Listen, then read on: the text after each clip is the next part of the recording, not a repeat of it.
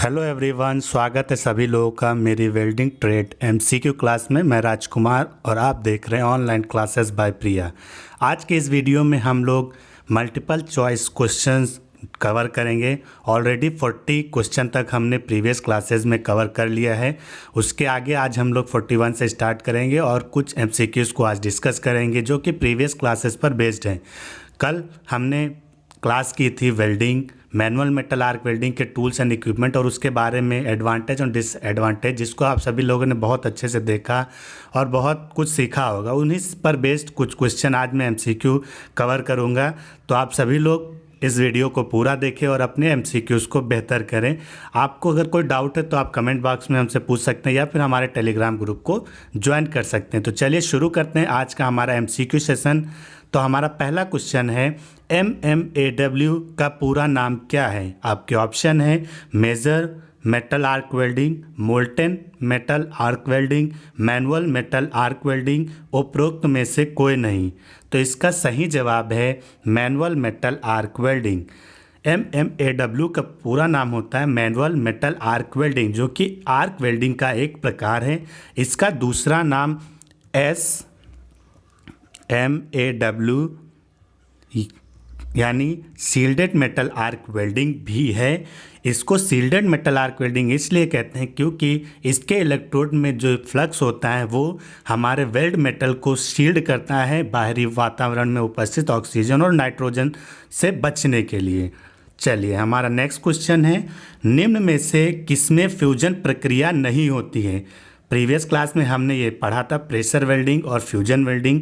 तो वहाँ पर मैंने आपको समझाया था कि प्रेशर वेल्डिंग क्या होती है और फ्यूजन वेल्डिंग क्या होती है। प्रेशर वेल्डिंग का दूसरा नाम प्लास्टिक वेल्डिंग भी था और फ्यूजन वेल्डिंग का दूसरा नाम नॉन प्रेशर और फ्यूजन वेल्डिंग था। तो इसमें आपसे पूछा गया है कि इन जो वेल्डिंग आपको जो ऑप्शन दिए इनमें से कौन सी ऐसी वेल्डिंग है जिसमें फ्यूजन प्रक्रिया नहीं होती है, यानी प्रेशर वेल्डिंग या प्लास्टिक वेल्डिंग के बारे में। तो thermit welding, resistance welding, arc welding, gas welding.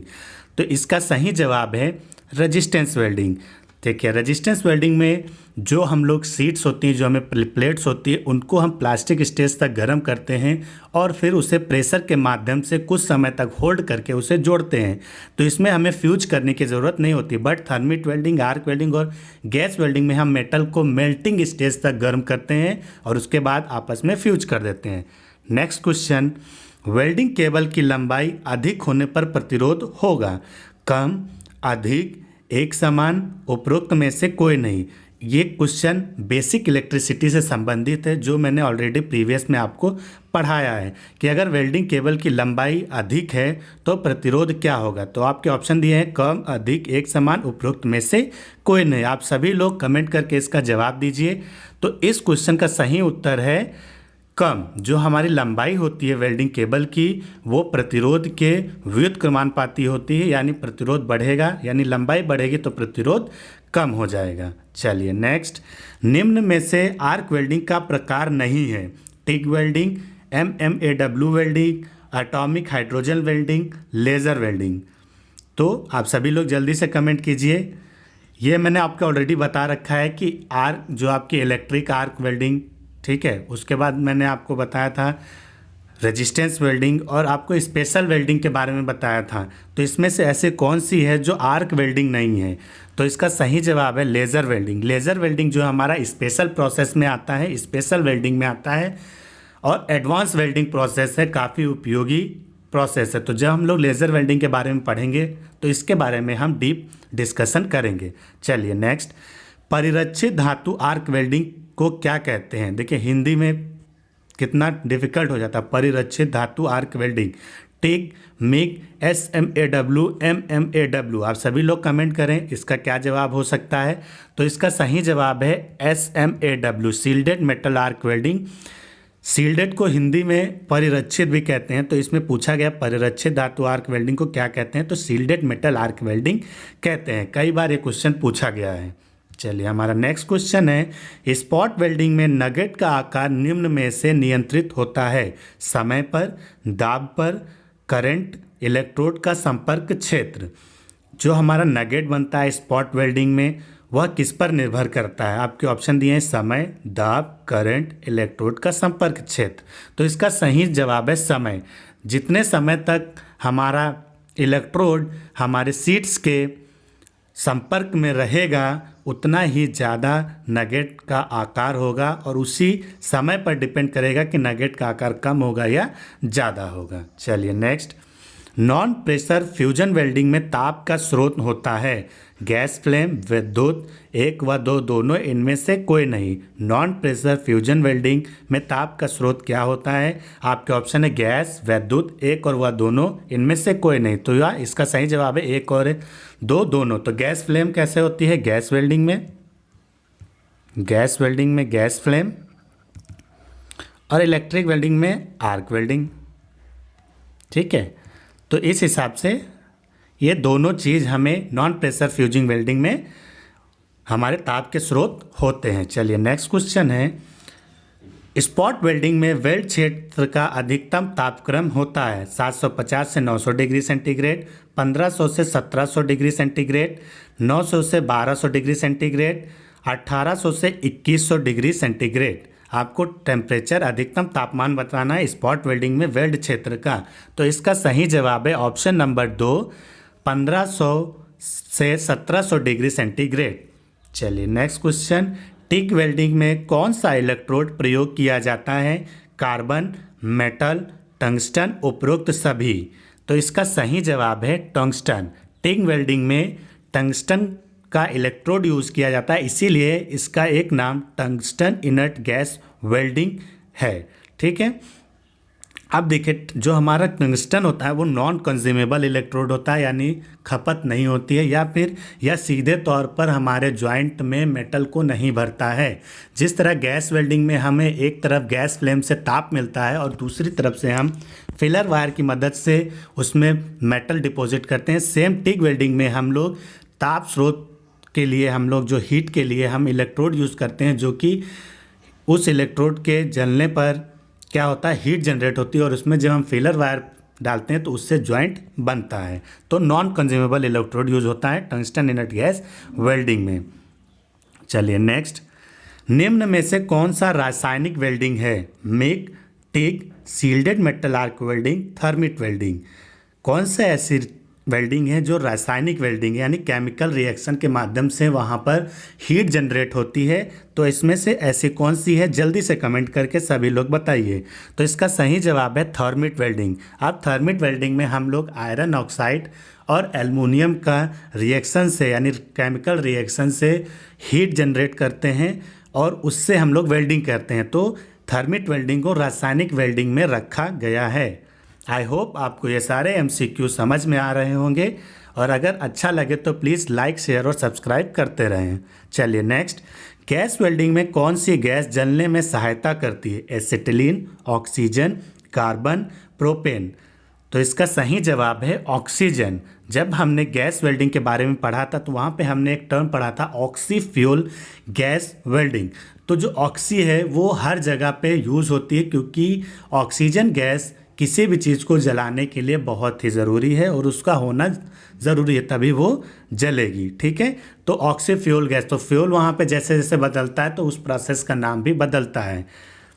चलिए नेक्स्ट, EBW से अधिकतम कितने mm तक मोटी धातु को वेल्ड किया जा सकता है? EBW का फुल फॉर्म है इलेक्ट्रॉन बीम वेल्डिंग। आपके ऑप्शन दिया है 25, 15, 35, 50। ये mm में दिया हुआ है क्योंकि ऑलरेडी यहाँ mm लिखा हुआ है। तो कितने mm तक हम वेल्ड कर सकते हैं? तो 50 mm तक की हम मोटी शीट्स को इलेक्ट्रॉन बीम वेल्डिंग के माध्यम से वेल्ड कर सकते हैं। चलिए नेक्स्ट क्वेश्चन, कार्बन वेल्डिंग में किस इलेक्ट्रोड का प्रयोग किया जाता है? टंगस्टन, कार्बन, सिलिकॉन, उपरोक्त सभी। तो जिस देखें आप वेल्डिंग के नाम से ही आपको पता चल रहा होगा कि इसका सही जवाब क्या है। तो कभी कभी क्वेश्चन में ही उसका जवाब छिपा होता है, बस हमें थोड़ा सा ध्यान देने की ज़रूरत है। तो इसका सही जवाब है कार्बन वेल्डिंग। इसी के नाम पर कार्बन वेल्डिंग, यानी जो इलेक्ट्रोड होता है वो कार्बन का होता है और इसीलिए इसका नाम कार्बन वेल्डिंग पड़ा है। नेक्स्ट, थर्मिट वेल्डिंग में ताप किस क्रिया से उत्पन्न होता है? गैस, विद्युत, रासायनिक क्रिया, उपरोक्त में से कोई नहीं। तो इसका जवाब आप सभी लोग तुरंत दे देंगे क्योंकि अभी प्रीवियस क्वेश्चन में हमने इसको डिस्कस किया है। तो इसका सही जवाब है रासायनिक क्रिया के माध्यम से ताप उत्पन्न होता है। अब देखिए केमिकल रिएक्शन में जो होता है हमारा दो तरीका का होता है, एक ऊष्माक्षेपी और एक ऊष्मा शोषी। तो कुछ रिएक्शन में होता है जो हमें ऊष्मा देना पड़ता है, पर कुछ रिएक्शन में क्या होता है ऊष्मा निकलती है, तो ये ऊष्माक्षेपी होती है। ठीक है, इसलिए इसको रासायनिक क्रिया में रखा गया है। नेक्स्ट, रेजिस्टेंस वेल्डिंग में किस विधि द्वारा पतली शीट को जोड़ा जाता है? Spot welding, butt welding, percussion welding, उपरोक्त सभी। तो इसका सही जवाब है स्पॉट वेल्डिंग के माध्यम से हम रेजिस्टेंस वेल्डिंग में पतली शीटों को जोड़ते हैं। एटॉमिक हाइड्रोजन आर्क वेल्डिंग में अधिकतम तापमान कितना होता है? आपके ऑप्शन है 4000 degree centigrade, 3500 degree centigrade, 5000 degree centigrade, 4500 degree centigrade. तो एटॉमिक हाइड्रोजन वेल्डिंग में जो तापमान होता है वो 5000 डिग्री सेंटीग्रेड होता है। ये क्वेश्चन कई बार पूछा गया है, तो इसको इम्पोर्टेंट की लिस्ट में रखें और इसे बार बार पढ़ते रहें और इसे याद रखें, ताकि आपके एग्ज़ाम में जब पूछे तो आपका 1 नंबर फिक्स रहे। चलिए नेक्स्ट, स्निप का साइज लिया जाता है हैंडल की लंबाई से, धार की लंबाई से, भार से, ओवरऑल लंबाई से। तो स्निप का साइज हमारा लिया जाता है ओवरऑल लंबाई से। ठीक है, और स्निप किसका बना होता है? हाई कार्बन स्टील का बना होता है, और इसका जो पॉइंट एंगल होता है या एज का जो धार का एंगल होता है वो 12 से 15 डिग्री होता है, जो कि हमने प्रीवियस क्लासेस में ऑलरेडी डिस्कस कर रखा है। रेती का कौन सा भाग नर्म रखा जाता है, यानी नॉर्म सॉफ्ट रखा जाता है? आपके ऑप्शन है हील, फेस, टैंक या टिप। तो रेती का कौन सा भाग नर्म रखा जाता है? तो ऑप्शन नंबर 3 टैंक। टैंक को सॉफ्ट रखा जाता है और बाकी जो पोर्शन है उसको हम लोग हार्ड एंड टेम्पर करते हैं।